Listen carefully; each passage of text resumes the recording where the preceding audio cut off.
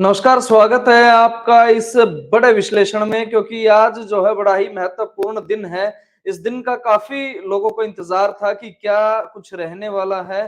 फिलहाल हम लोग हैं हरियाणा से लेकिन बात करते हैं जैसे कि साथी राज्यों में किस तरह से इस चुनाव का परिणाम रहा है। हमारे साथ विशेष तौर पे मौजूद है खरी-खरी न्यूज़ से कुलदीप शुरान जी। सर बहुत-बहुत स्वागत है। Thank you. सर, क्या लगता है बड़ा बेसब्री से इंतजार था मध्य प्रदेश और राजस्थान खास तौर पे कि यहाँ पे जो कुछ होगा, जो कुछ हलचल होगी, उसका असर जो है वो पूरा हरियाणा पे पड़ने वाला है। देखिए, उन जो 5 राज्यों के जो चुनाव हुए हैं, उनका असर पूरा हरियाणा पर नहीं पड़ेगा, बल्कि पूरे देश की पॉलिटिक्स पर पड़ेगा। इसलिए इन पाँचों राज्यों के चुनाव को सेमीफाइनल कहा जा रहा था कि जो चुनाव परिणाम आएँगे, वही 2024 के लोकसभा चुनाव पर काफ़ी असर डालने का काम करेंगे।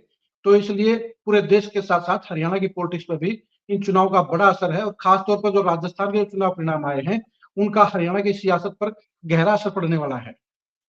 सर, मोटी-मोटी सी कुछ चीजें डिस्कस करेंगे क्योंकि पूरे दिन से लोग टीवी चैनल से चिपके हुए थे, देख रहे थे एक-एक रुझान किस तरह से। क्या राजस्थान में वही परिपाटी चली है जिस तरह से कहा जाता था एक बार कांग्रेस, एक बार बीजेपी? हाँ, अरुण, साफ तौर पे कहा जा सकता है कि राजस्थान ने अपना रिवाज नहीं बदला है। वहाँ हर बार सरकार बदलने का रिवाज रहा है, तो वो रिवाज अब की बार भी कायम रहा है। गहलोत ने काफ़ी अच्छे कार्य भी किए, 50 के करीब जिले भी बनाए, काफ़ी योजनाएँ भी शुरू की। उन्होंने अपनी तौर से भरसक प्रयास किए कि कांग्रेस की सरकार रिपीट हो सके। लेकिन कहीं न कहीं राजस्थान के वोटरों का जो मिजाज है, उन्होंने रिवाज को ही बरकरार रखा। लेकिन ऐसा मध्य प्रदेश में क्यों नहीं हो पा रहा है? मध्य प्रदेश का रिवाज क्यों नहीं बदल पा रहा है? देखिए, मध्य प्रदेश में तो अरुण 18 साल से बीजेपी की सरकार है। गुजरात के बाद अगर सबसे लंबी सरकार बीजेपी की कहीं चली है, तो वो मध्य प्रदेश है और मध्य प्रदेश के अंदर कहीं न कहीं आप कह सकते हैं कि जो नज़ारा नज़र आ रहा था कि साफ तौर पर कि वहाँ बीजेपी जा रही है, कांग्रेस आ रही है। छत्तीसगढ़ में भी यही था कि श्योर कांग्रेस की सरकार आ रही है। राजस्थान में ये था कांटे की टक्कर है। तो कहीं न कहीं आप देखिए कि जो वोटरों का जो ध्रुवीकरण है, वो ध्रुवीकरण जो है मोदी बनाम अन्य हो गया। क्योंकि आप देखिए, ना तो बीजेपी ने छत्तीसगढ़ में कोई सीएम कैंडिडेट घोषित किया, ना मध्य प्रदेश में घोषित किया और ना ही राजस्थान में किया। पूरे-पूरे जो चुनाव हैं वो सिर्फ़ मोदी के नाम पर लड़े गए। तेलंगाना में भी आप देखोगे कि बीजेपी 1 सीट से 8 या 9 सीटों पर पहुँच गई है।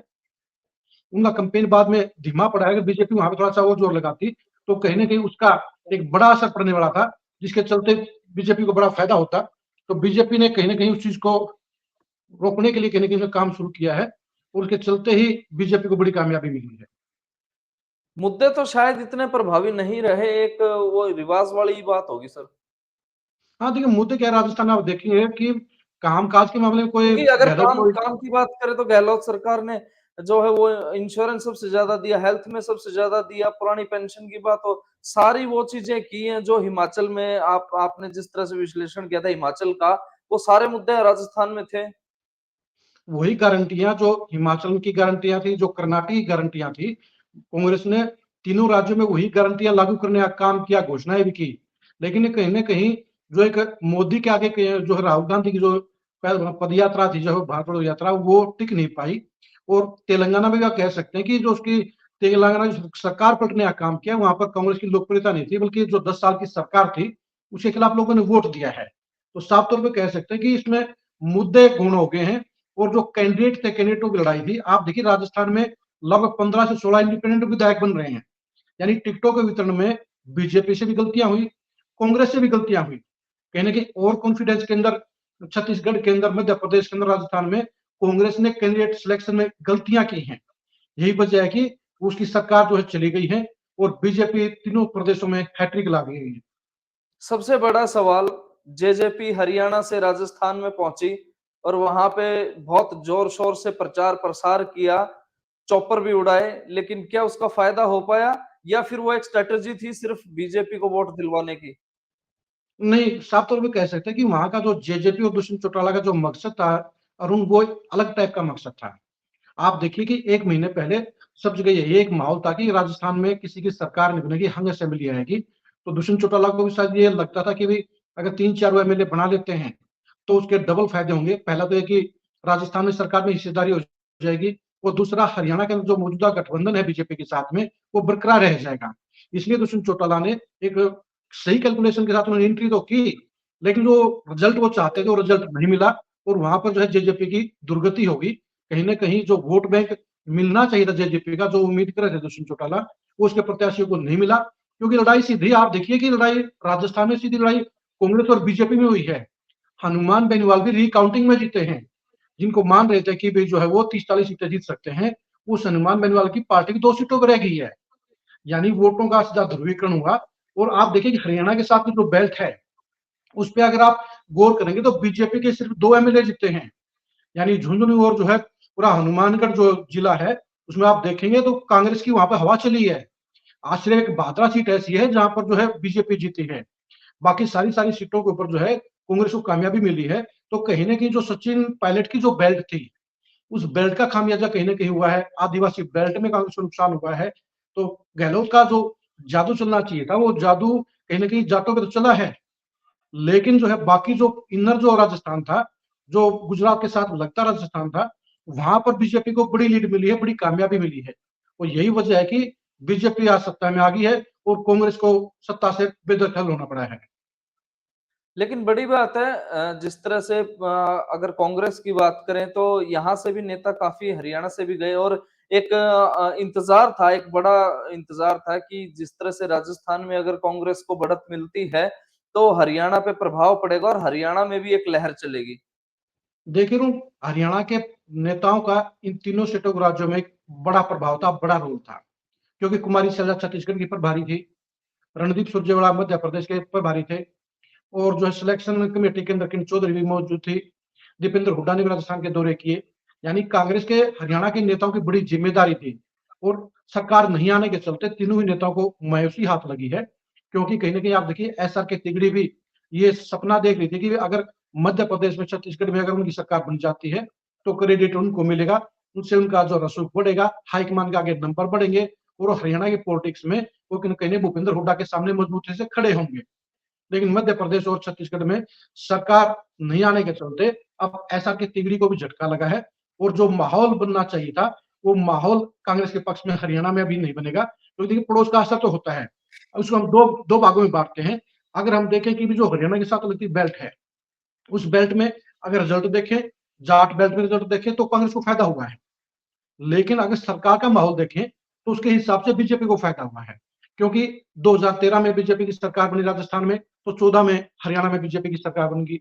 उसी तरह से हम देखें कि 2018 में कांग्रेस की सरकार बनी राजस्थान में, तो हरियाणा के अंदर बीजेपी को बहुमत नहीं मिला। अगर इस आंकड़े को देखेंगे तो राजस्थान में बीजेपी की सरकार बनने का फायदा बीजेपी को हो सकता है, और कांग्रेस को अब नए सिरे से हरियाणा में रणनीति बनानी पड़ेगी। बिल्कुल, लेकिन एक सीट का आप ज़िक्र कर रहे थे भादरा का। भादरा में अगर बात करें तो कैप्टन मीनू बेनीवाल जो है वो काफ़ी मेहनत उन्होंने की और शायद उसका फल भी उन्हें मिल गया है। देखिए अरुण, एक भादरा भादरा नहीं, राजस्थान की 2 सीटें हरियाणा की पॉलिटिक्स के लिए बड़े मायने रखती थी। क्योंकि एक थी नौहर की, नौहर सीट पर अभय चौटाला के जो साले हैं अभिषेक मटोरिया, वो चुनाव लड़ रहे थे। तो वहां पर जो है चौटाला परिवार की साख वहां पर दाव पर लगी थी।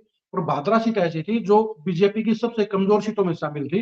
वहां पर बीजेपी की जीत का दावा करने वाला 15 दिन पहले एक भी आदमी नहीं था। और आज सुबह मतगणना शुरू होने तक भी मैक्सिमम लोग ये मान रहे थे कि बलवान पुनिया को नहीं हराया जा सकता है, उनकी पकड़ काफी मजबूत है। और ये बात सही भी थी। अगर कप्तान मीनू बेनीवाल वहां पे एंट्री ना करते, बीजेपी प्रत्याशी संजीव बेनीवाल की चुनाव की रणनीति नहीं बनाते, तो बलवान पुनिया कम से कम 20,000 वोटों से जीत सकते थे। क्योंकि 2018 में वो 22,500 वोटों जीते थे। तो लगता था कि वो हार नहीं सकते हैं।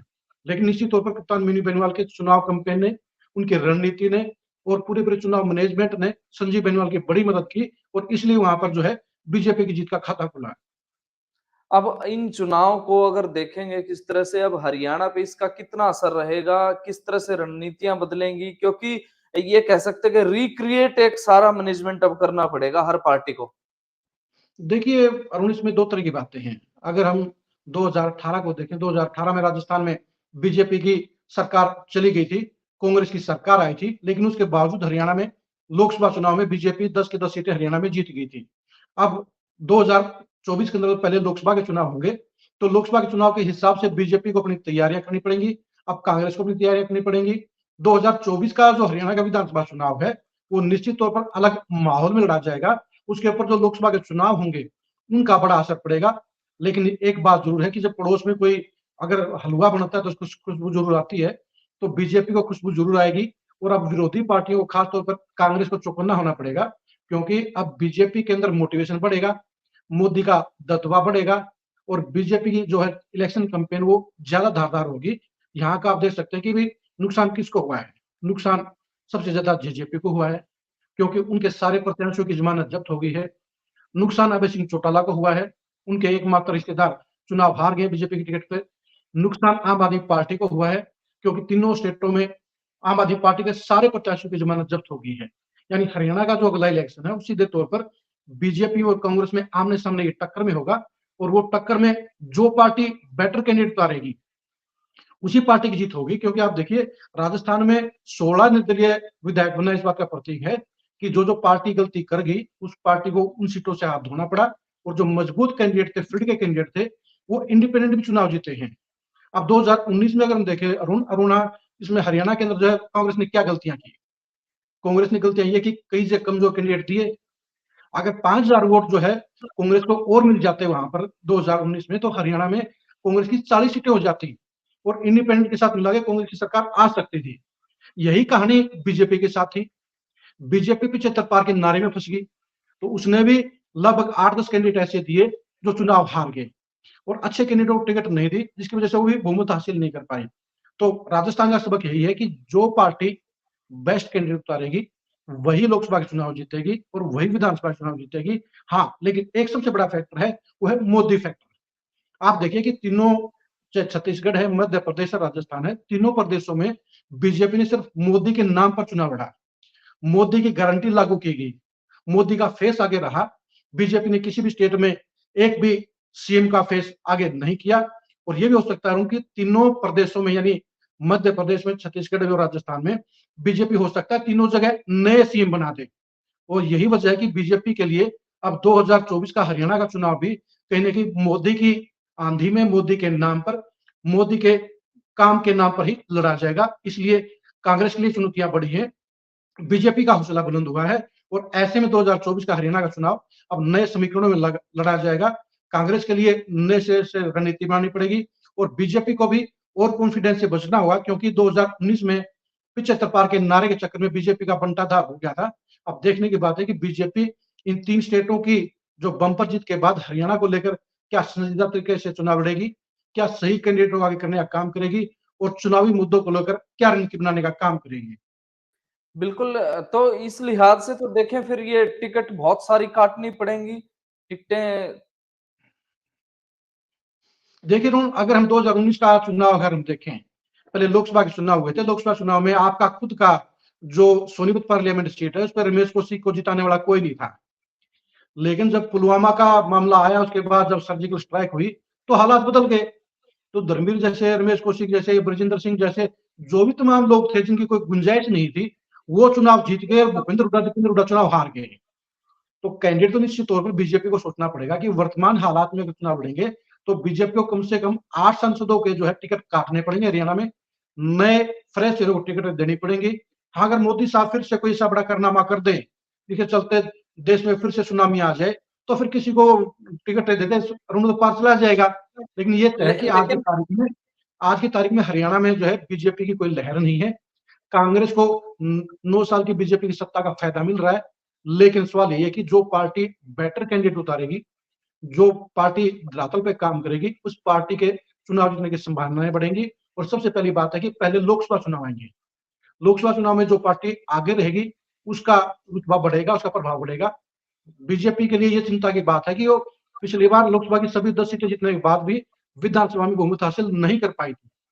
ऐसे में बीजेपी अगर और कॉन्फिडेंस का शिकार होगी तो बीजेपी को नुकसान होगा, और कांग्रेस को अब सबक लेने की जरूरत है कि आपस की गुटबाजी से दूर निकलकर कांग्रेस के अगर तमाम हरियाणा के बड़े नेता मिलकर अगर काम करेंगे, मिलकर चुनाव लड़ेंगे, तो वो बीजेपी को कांटे की टक्कर दे पाएंगे, सरकार भी बना सकते हैं।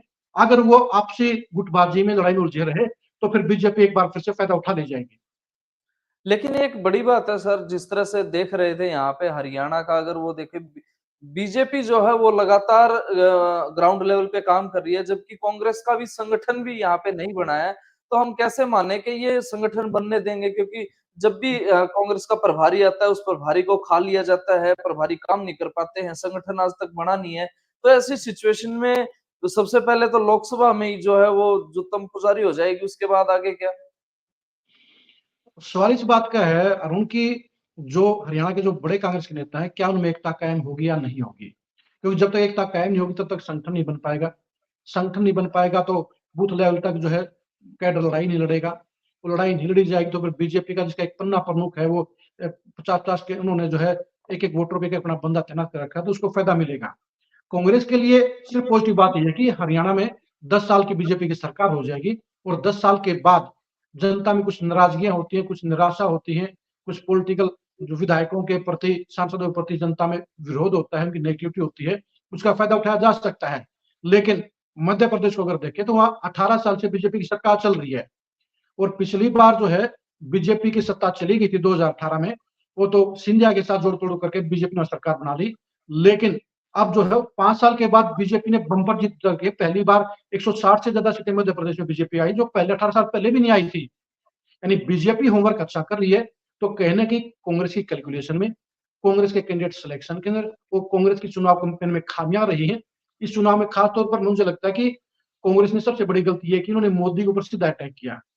चाहे पनौती का मामला लगा लीजिए, चाहे आप सनातन धर्म का मामला लगा लीजिए, चाहे ओबीसी की गिनती का मामला लीजिए, तो कहीं न कहीं कांग्रेस ने जो अटैक किया मोदी के ऊपर, तो उसका रिस्पॉन्स जो हिंदू वोटरों में कहीं न कहीं बढ़ा गया है। और मध्य प्रदेश के अंदर जो है मामा की जो लाडली स्कीम थी, उसने महिला वोटरों को काफ़ी अपने साथ में लामबंद किया है। तो बीजेपी ने माइक्रो मैनेजमेंट की है और उसने जो है इसलिए चुनाव जीते हैं। गलतियाँ बीजेपी से भी हुई हैं, लेकिन बीजेपी के पास क्या है कि उन्होंने नाराज़गी शिवराज सिंह चौहान के खिलाफ थी, उन्होंने उसको आगे फेस ही नहीं किया। नाराज़गी सिंधिया से थी, सिंधिया को सीएम प्रोजेक्ट नहीं किया। मध्य प्रदेश के अंदर जो है रमन सिंह लोकप्रिय नहीं थे, तो वहाँ पर मोदी का फेस आगे किया गया। वहाँ पे महादेव ऐप का जो मामला था, जिसमें बघेल फँस गए थे सीएम जो है, उसको हाइलाइट किया। यानी कि बीजेपी ने उन सारे मुद्दों को उठाने का काम किया जहाँ पर कांग्रेस फँस रही थी। लेकिन कांग्रेस सिर्फ आरोपों पर रही।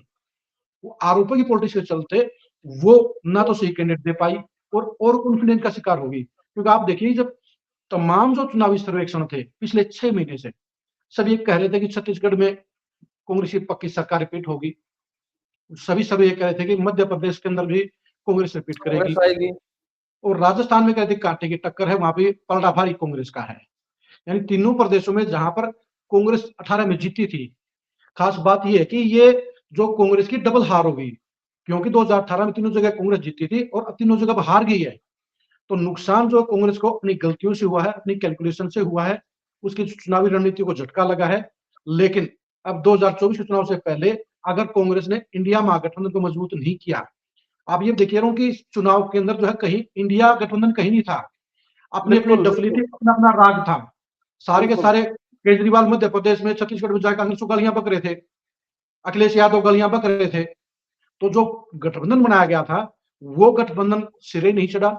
इसकी नुकसान भी कहीं न कहीं जो है कांग्रेस को हुआ है। अब देखने की बात है कि अगले लोकसभा चुनाव से पहले क्या इंडिया महागठबंधन को लेकर तमाम विरोधी पार्टियां एकजुट होंगी या नहीं होंगी।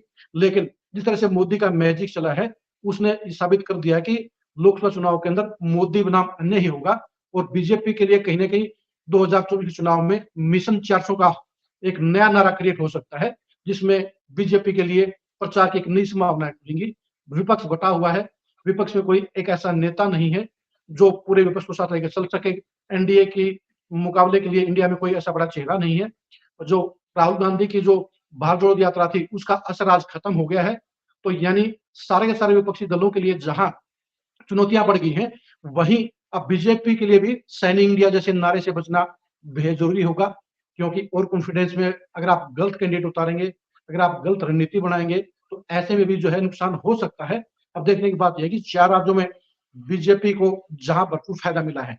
बेशक तेलंगाना के अंदर बीजेपी सरकार नहीं आई है, लेकिन वहां भी 1 विधायक से 9 विधायकों को पूछना एक कामयाबी है। दूसरा, अगर आप देखेंगे तो चंद्रशेखर राव की जो पार्टी है, अब मुझे लगता है कि 2024 के चुनाव में बीजेपी के साथ तालमेल करके लोकसभा चुनाव लड़ेगी। यानी वहां भी बीजेपी को एक नया अलायंस मिल सकता है। तो बीजेपी को चारों स्टेटों में फायदा हुआ है। कांग्रेस को बेशक तेलंगाना में सरकार बनी है, कर्नाटक के बाद दूसरा स्टेट उसके पास आ गया है, तमिलनाडु में वो साझेदार है, वो केरला में भी साझेदार है, साउथ में आपको कांग्रेस पूरी मजबूत नजर आएगी उड़ीसा के अलावा। लेकिन जो हिंदी पट्टी है, यानी छत्तीसगढ़ से लेके जो आपकी हिंदी जो बेल्ट हिमाचल जो है। हिंदी बेल्ट है, उसमें कांग्रेस का सफाया हो गया है, तो वो बड़ा नुकसानदायक है। और सरकार हमेशा सेंटर में हिंदी बेल्ट बनाती है, क्योंकि लगभग 350 सीटें जो है हिंदी बेल्ट के अंदर हैं।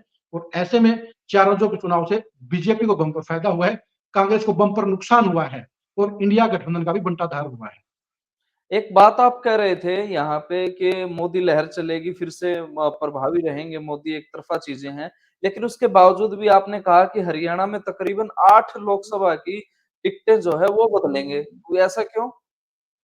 देखिए, क्या है कि आप अगर ध्यान देंगे तो आपके रमेश कौशिक लगातार 2 बार के एमपी हैं, उनकी लोकप्रियता 0 है।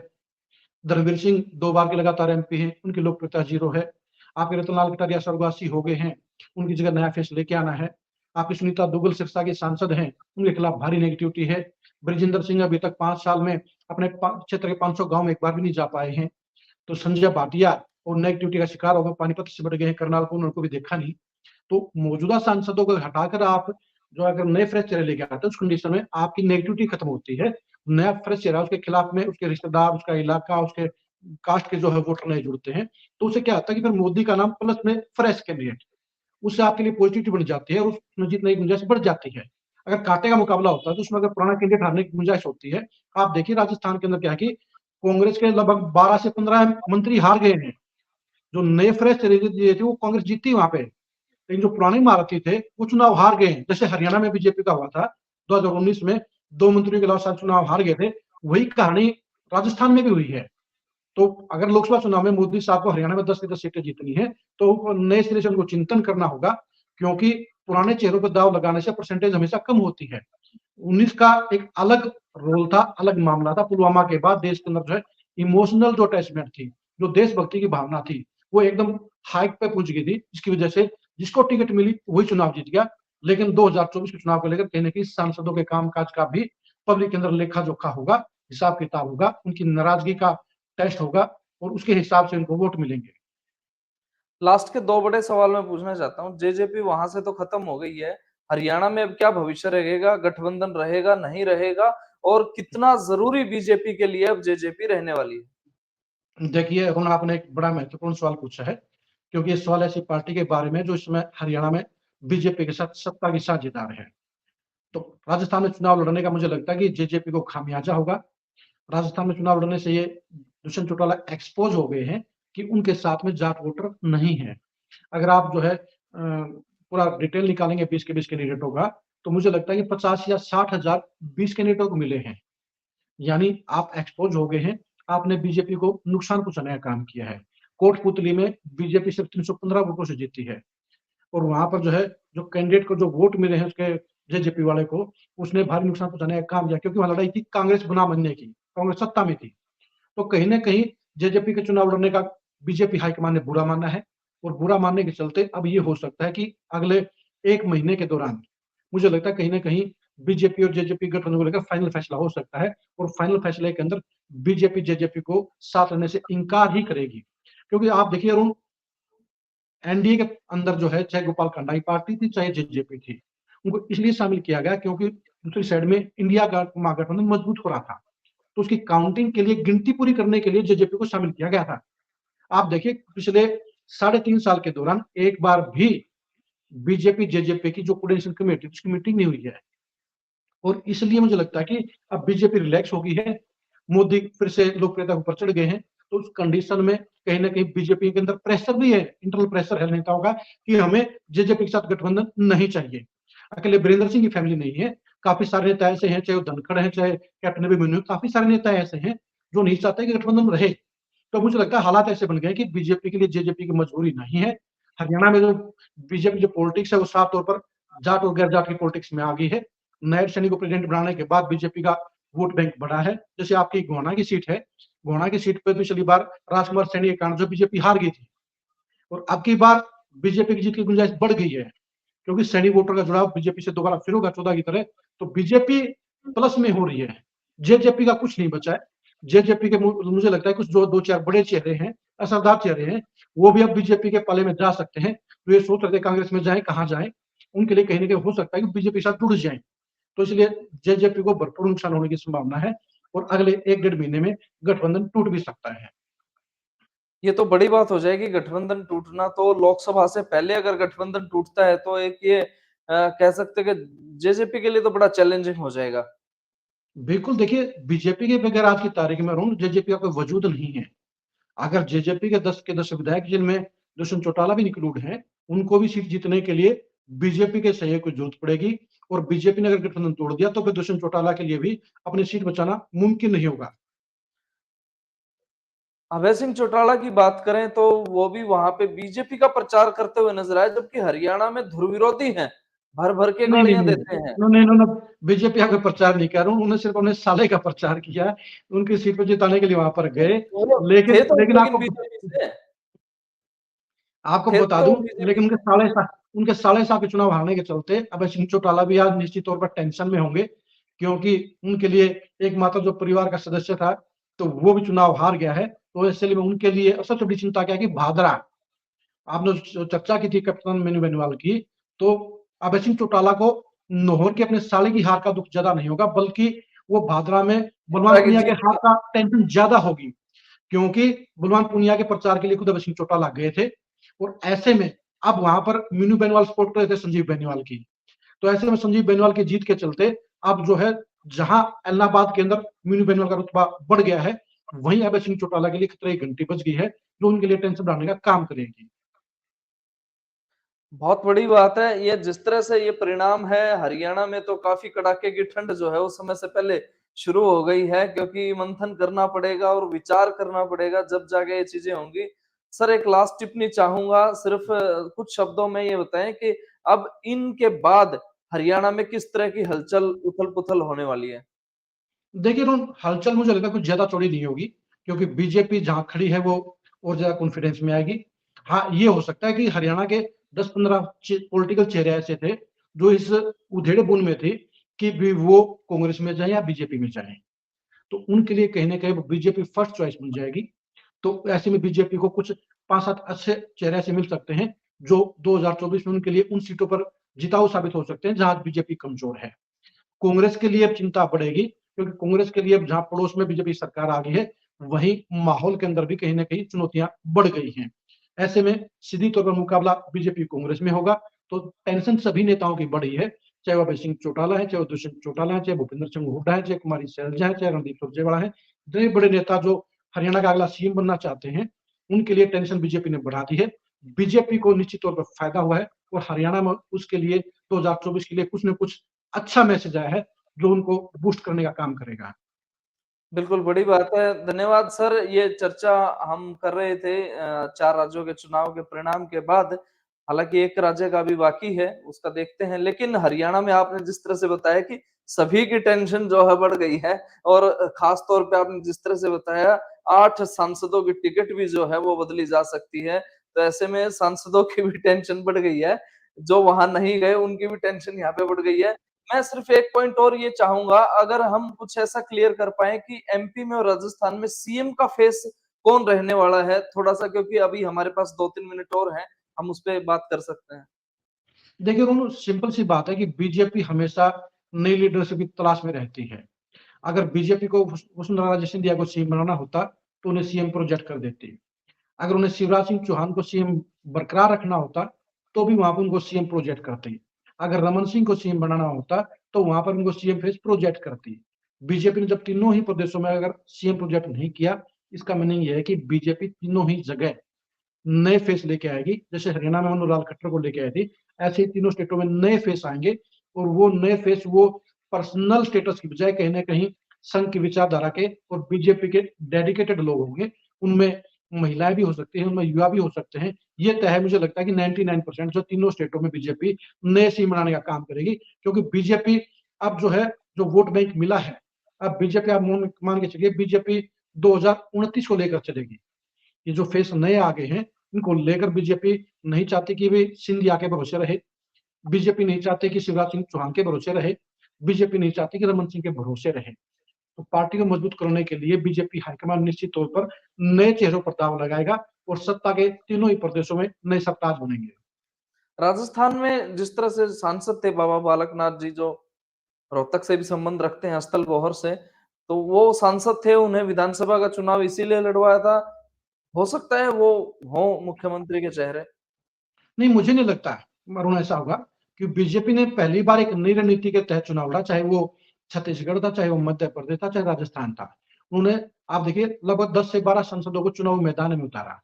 वो एक रणनीति थी कि सांसद अपने इलाके के अंदर जो है ज्यादा मेहनत करेंगे, उनकी पकड़ ज्यादा, क्योंकि जो बीजेपी के जो एमपी हैं लोकसभा के, उनका अपना एक रसूख है। तो ऐसे में बीजेपी ने उनको टारगेट किया कि आपको सिर्फ अपनी सीट नहीं जीतनी है, बल्कि अपने जिले की सारी सीटें जितवानी है। और इसलिए बीजेपी मध्य प्रदेश में बड़ा फायदा हुआ। उसी तरह से फायदा उनको जो है राजस्थान में भी हुआ।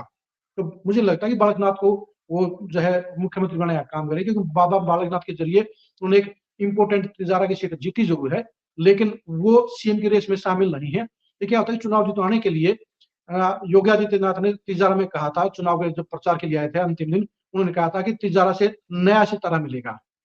तो नया सितारा और जीत के लिए सितारा चमक तो गया है, लेकिन मुझे लगता है कि वो सीएम की दौड़ में बीजेपी ऐसे उसमें प्रोजेक्ट करेगी, क्योंकि बीजेपी को ऐसे फेस चाहिए जो पूरे प्रदेश में बीजेपी का संगठन खड़ा कर सके, बीजेपी का नया वोट बैंक बढ़ाने का काम कर सके, और बीजेपी को लंबे समय तक फायदा देने का काम कर सके। तो मुझे लगता है उसके एंगल से कहीं ना कहीं बाबा बालकनाथ उस कैटेगरी में नहीं आएंगे जहां सीएम पद की दौड़ में वो शामिल हो।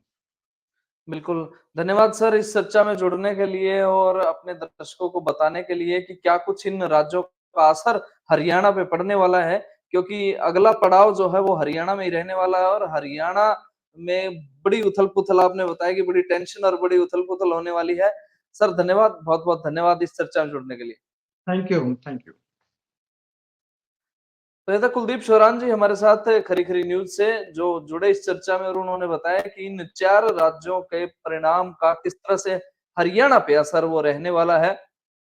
और आप इस बारे में क्या सोचते हैं कमेंट करके ज़रूर बताएँ और लगातार खबरों के अपडेट्स के लिए हमारे जो भी फेसबुक पेज पे हम इस समय लाइव हैं उन्हें फॉलो करें, उन्हें सब्सक्राइब करें और जुड़े रहें हमारे साथ और देखते रहें